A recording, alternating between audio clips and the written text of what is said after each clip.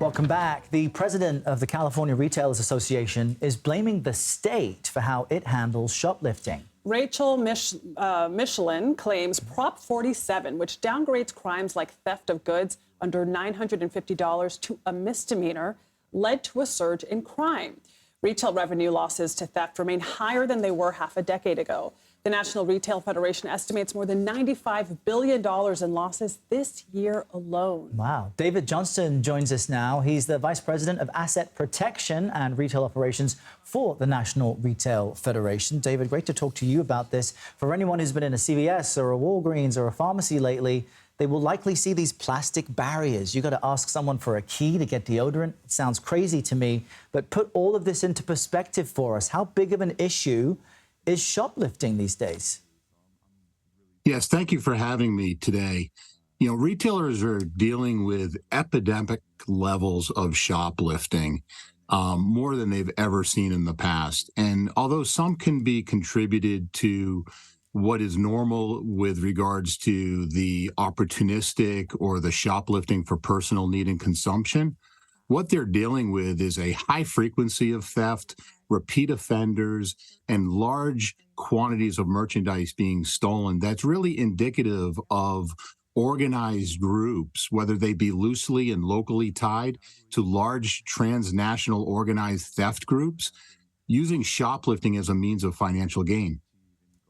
And why are industry leaders blaming Prop 47, which was passed to try to, decriminalize some of these crimes, lower the threshold, the amount of time people might spend, behind bars or the penalties on them for what some might see as petty theft?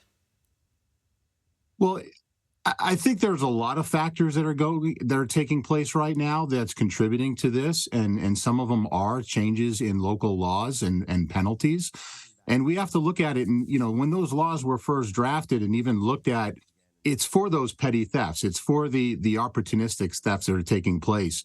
We're seeing a much larger organized enterprise here, and I think cities and states have to look at, and even at the national level, we have to look at these organized retail groups as much bigger than the opportunistic shoplifting. And whether it's new laws or amending existing laws to be able to stiffen the penalties for repeat offenders who are doing this for financial gain, it's a start. But, one thing we are seeing in the retail industry is, for somebody that sweeps a shelf of Tide detergent or looks at taking an entire shelf of white strips, that's not for personal consumption. There's something behind them. They're being used as a mechanism of a larger criminal enterprise.